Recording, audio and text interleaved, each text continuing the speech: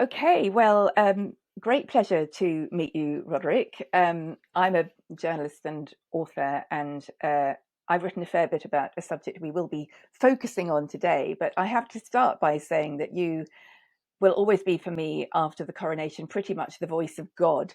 So it's quite strange to be staring on a video screen at a human who is kind of was the voice of God at this the event a year ago. The coronation was almost exactly a year ago. Yes, that's right. Your new piece, Cusp, was commissioned as a prequel to The Dream of Gerontius, which is a work I love and listen to a lot. I tend to be quite forensic when someone commissions me in terms of listening to exactly what it is they're asking. So this is a piece commissioned by the Bach Choir. So I wanted it to be about the choir. I wanted it to be a choral piece rather than have the soloists come in and take all the glory. I had this idea of asking the Bach Choir if there was anybody there who would be comfortable speaking to me about a recent, or not so recent, experience of bereavement, so that I could fashion their responses into some sort of text, a text that's based in real experience and therefore has validity through honesty in some sort of way. It seems to me a very special thing to use your an expertise that you have honed for other people's work, and suddenly it's the people sitting next to you and their stories that are being shared. But I also wanted to ask, because I know some of the people who contributed their views in the choir were not just people who'd been through bereavement, which of course we all do, but professionals who worked in the arena, like palliative care or anaesthetists or whatever. And I think one palliative care nurse talked about the importance of picking the music you want to listen to as you die. When my father died, we found a very shakily written, he had been dying for a while, Desert Island Discs, which of course never appeared on Radio 4, but it was the music that meant the most to him. And you mentioned in a blog that you've sort of had a think about some of the pieces of music you would like to listen to, and obviously we haven't got time to go into what they are and why, but could you sum up what it is that you feel we would all be, or maybe I'll put this more personally, what you would want the music to do for you in your dying moments, should you be lucky enough to be able to listen to the music you chose as you died? Yeah. Should that be the pattern of my death, and who knows? Care nurses tell me that hearing is one of the last senses to go.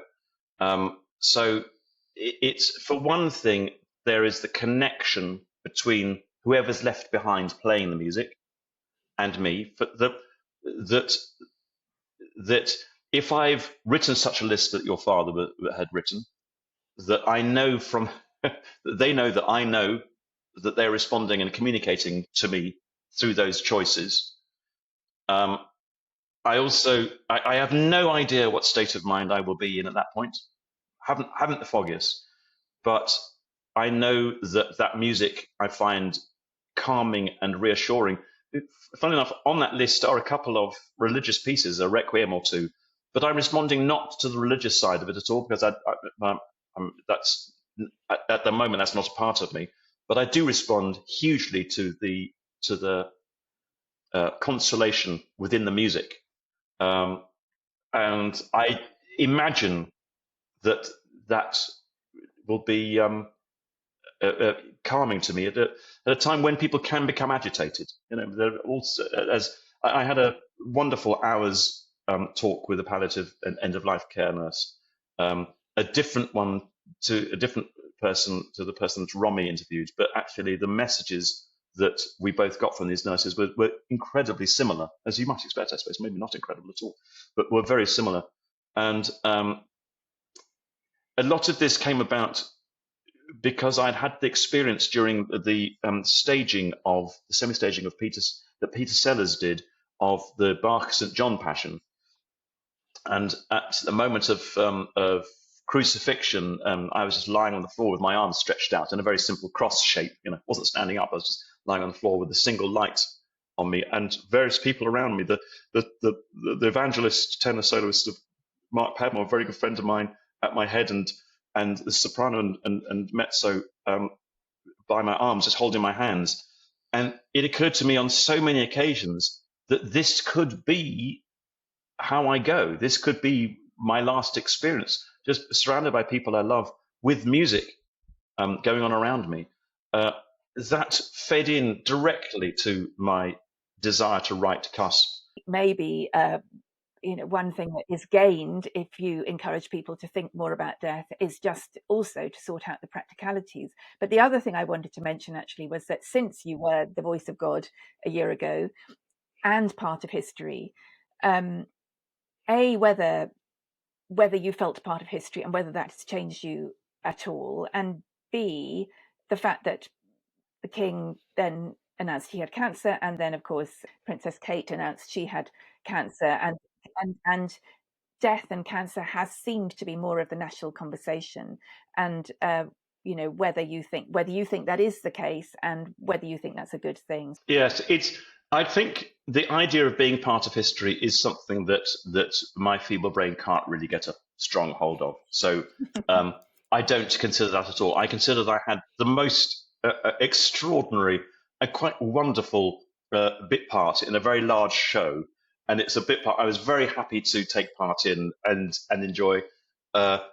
If you could see me grinning inanely during the course of the service at any point, it's because it was the most extraordinary ride.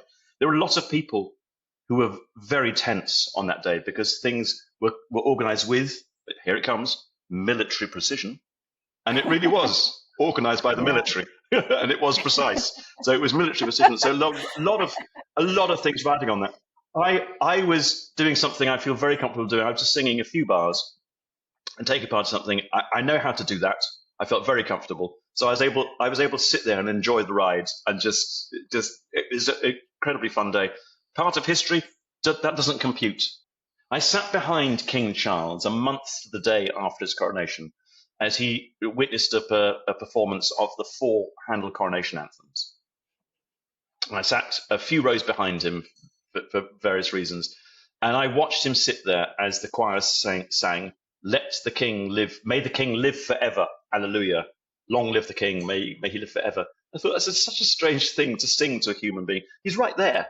So yes, I was very aware, because I was writing this piece, I was very aware when the palace made the announcement about both the king and also the princess that they would have been dealing with all sorts of questions behind closed doors